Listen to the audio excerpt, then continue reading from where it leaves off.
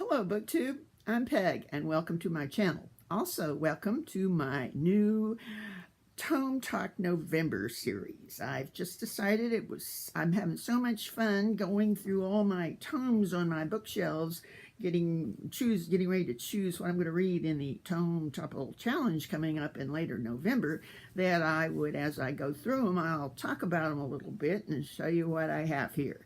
Actually, I'm also pleased because this is going to fulfill the many times I've been tagged in these grab and gab and anyway, these videos where you just text books and talk about them, which I really love this new rendition, which doesn't really have any rules. And as I told my friend Sean, the book maniac, I will more than fulfill his many tags that I have ignored by doing this month. Also, it'll give me a chance to show off some of my literary necklaces while I'm at thrift shops collecting used books. I also look for big, gaudy, unusual necklaces or things I can make necklaces out of in a literary theme. And this one has actually some hieroglyphic looking things on it. So. Okay, let's get on with the books. First of all, I have the mother of all tomes, War and Peace. I don't know if it's, yeah, there we go. This is one of the few actual new books that I have. It was published this new translation by Pavir and Volokonsky was published in 2007 to great acclaim because it was the first translation since the older one by Constance Garnett. Now, I want to talk a little bit about her first. I had read her version of War and Peace, and so I was really interested when this new thing came out. Constance Garnett was a huge Russian translator in the early 1900s. She died in 1947, I believe. And she's actually been said that she introduced English readers to over 70 volumes that she translated from the Russian that English readers had never been able to see before, including some of the ones that are now classics.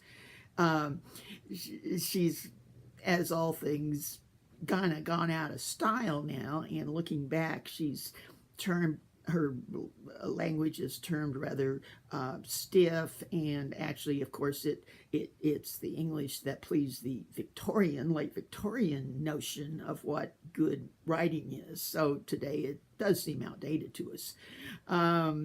Actually, I've done as many of the free books that you see on Kindle are translations by her, and the ones that have been translated by somebody else are more costly.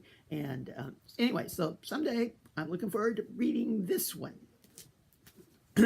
Next we have another translation, Anna Karenina, by the same married couple, Pavir and Volokonsky.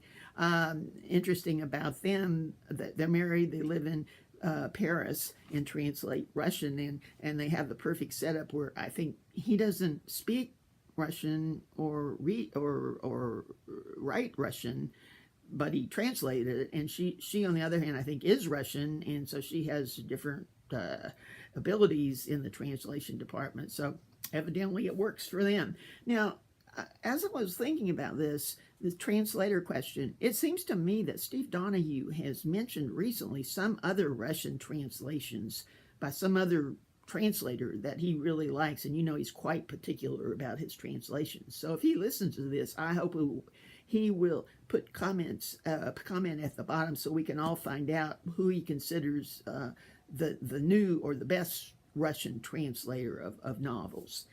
Next we have a not translated one, the huge tome called Ruska, the Novel of Russia by Edward Rutherford, who has done many tomes of England and London, all kind of places. While they might not be the highest literature, they are really immersive, and he gets lots of detail in there. And this one, in fact, covers 800 years of the history, people, and politics of Russia. Okay, Last, I have what is not quite a tome, but it almost is, which I'm really anxious to read, called Loras, and I'm not even going to try to pronounce the last name here. This was written in 2012, and it won all kind of Russian awards. There's something called the Big Book Award, and it was on the shortlist for the Russian Booker Prize. It was translated in 2015 and has been very acclaimed here in the Western world. It involves the 15th century Russia, where a young man who's a healer makes a trip across Europe, plague-ridden Europe, so I guess his healing skills are in demand.